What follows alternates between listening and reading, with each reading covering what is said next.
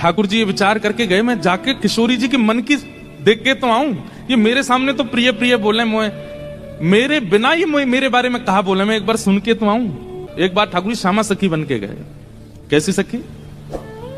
नीचे लहंगा पहनो है, ऊपर चुनरी पहनी, बिल्कुल यहाँ तक पूरी चुनरी लगा ली है, हाथन में बढ़िया चूड़ी पहनी है, कानन में कुंडल पहने हैं, क्षुद्र घंटे का यशोदा मैया ने पहनाई, वहां में छोटी छोटी घंटी लग रही है, वह कौंधनी बना करके कमर में पहनी है, पामन में पाजेब पहनी। ठाकुर जी गए श्यामा सखी बन करके किशोरी जी के पास, बरसाने में प्रवेश किया। सबरी गोपी कहें आहा कैसी मनोहर चाल है, नेक सी गोपी कैसी मटक मटक के चल रही है। अरे सखी तू कौन की लाली है? ठाकुर जी तेज तो हैं बोलने में, जो पूछे तू कौन की लाली, बोले तेरी हूं, भूल गई।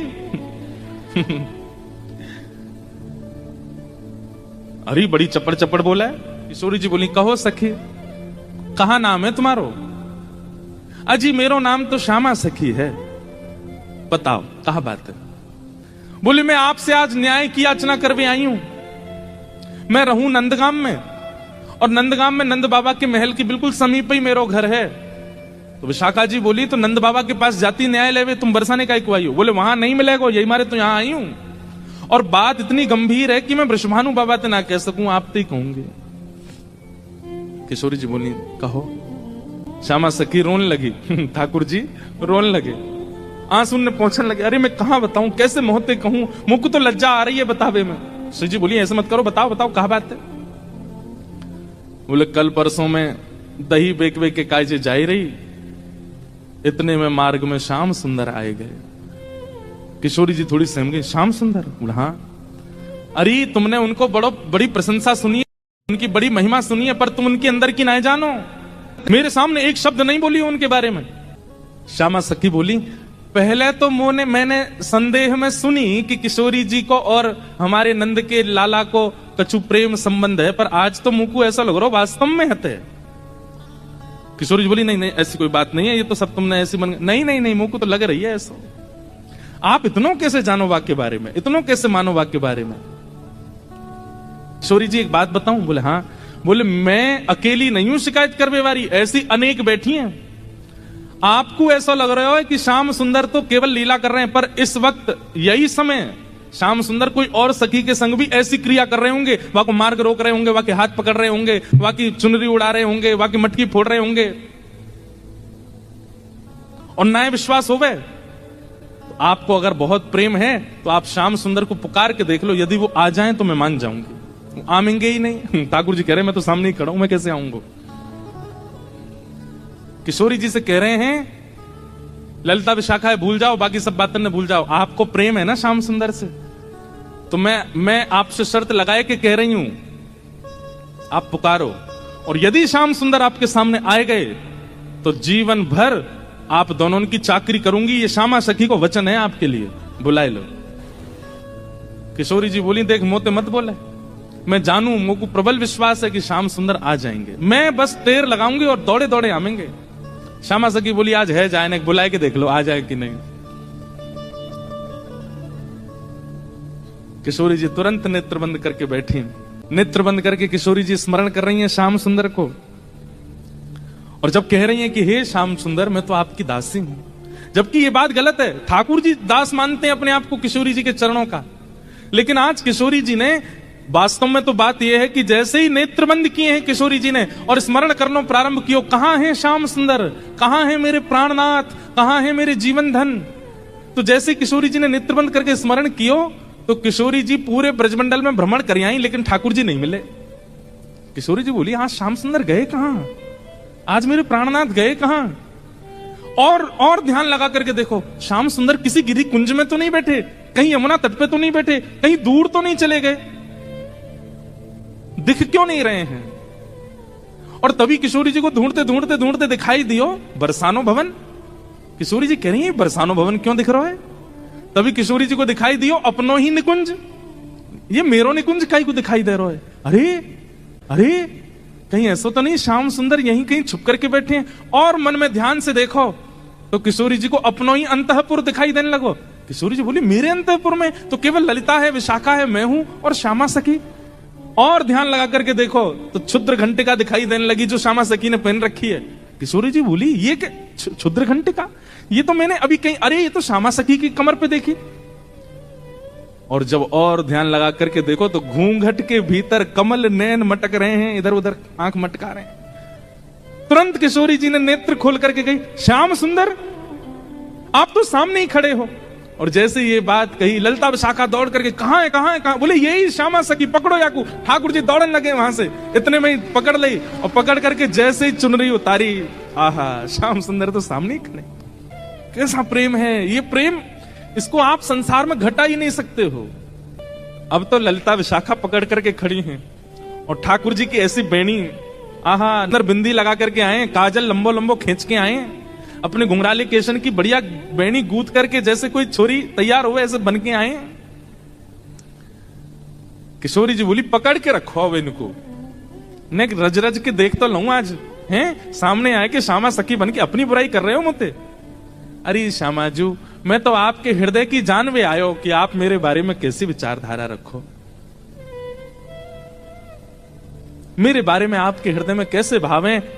किशोरी जी बोली तो कहा सुनो आपने कैसे भाव हैं। बोले मुंह को ऐसा लगो करता हो कि मुंह से ज्यादा प्रेम कोई ना कर सके या संसार में, पर हे श्यामाजू आज आपके प्रेम के भाव पर तो मैं भी बिक गयो। आपको प्रेम तो अटूट है। अरे आप तो ऐसी हैं कि आप बैठी कहीं भी हों लेकिन आपके चिंतन में सदा मैं विराजमान रहूं। मैं कहां जाऊं, कहां करूं, कहां खाऊं, कहां पीऊं, कैसे आऊं, आपको सब पता है। किशोरी जी ने कही आज एक काम करो, बोले कहा द्वार सब बंद कर दो, चटकनी लगा दो, आज जान नहीं देंगे इनको, आज यहीं बैठाओ। बड़ी श्यामा सखी बन के आइयो, इधर आओ। ठाकुर जी बोले श्यामा जी मैं आपके चरणन को पूजूं, आपसे हाथ जोड़ रहा हूं, मुझको छोड़ दो। बोलना है आज तो याकू नई दुल्हन बना के यशोदा के पास ले चलेंगे और यशोदा जी से कहेंगे देखो हमारे गांव की एक नई दुल्हन आई है, अभी ब्याह भयो, याकू आशीर्वाद दे दो। और जब यशोदा मैया अपनी लाला को चिर सौभाग्यवती जब आशीर्वाद देंगी तब आवेगो आनंद।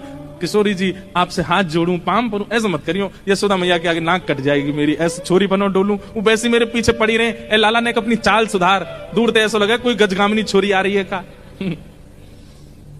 वो उन्हें पता चलेगी मैं लहंगा भरिया पहन के डोल रहा हूं, बहुत बहुत नाराज, उनके सामने नहीं, आपके सामने आ सकूं ऐसे। किशोरी जी को इतना अच्छा लग रहा है कि आज श्याम सुंदर घबरा रहे हैं। इतना घबरा का ही करो, यहाँ पे बैठो, बगल में बैठा। सब सखी लाई किशोरी जी के बगल में, ठाकुर जी को बैठाए दियो। अब श्री जी के मन में कौतिक आयो है, अरे ललिता विशाखा, ठाकुर जी को हाथ पकड़ लियो, ठाकुर जी घबरा रहे हैं, जन कहा करेंगी। नेक्स्ट सामने तो आओ ललिता विशाखा, दोनों सामने आ गई और बोली देखो हमेशा या सिंहासन पर प्रिया प्रियतम विराजमान हूं मैं, लेकिन आज दो दो प्रिया बैठी हैं, एक श्याम प्रिया एक गौर प्रिया। अब ये बताओ दोनों में सुंदर ज्यादा कौन लग रहा है, ये ज्यादा सुंदर लग रहे हैं या मैं ज्यादा सुंदर लग रही हूं।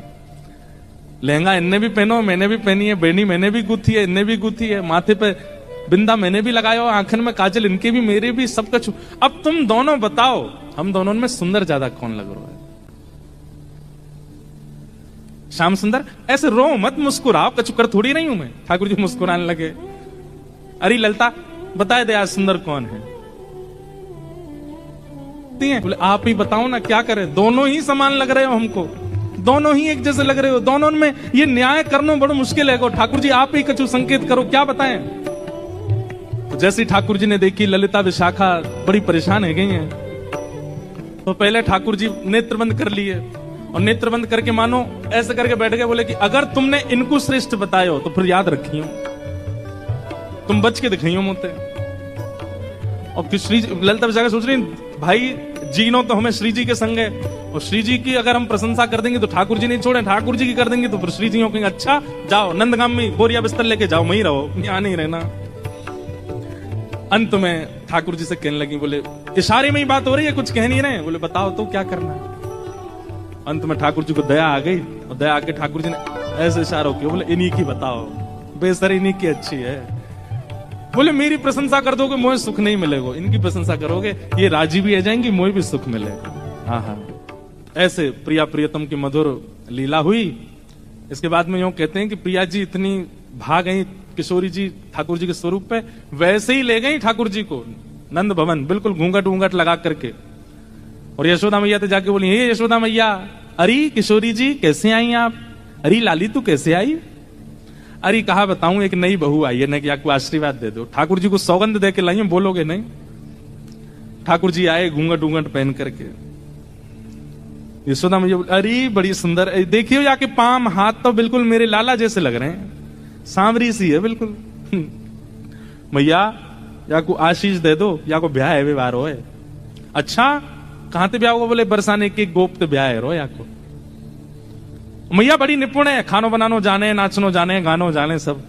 यशोदा मैया बोली, अच्छा लेकिन नाच के दिखाइयो। घूंघट में ठाकुर जी नाच रहे हैं यशोदा मैया के आगे।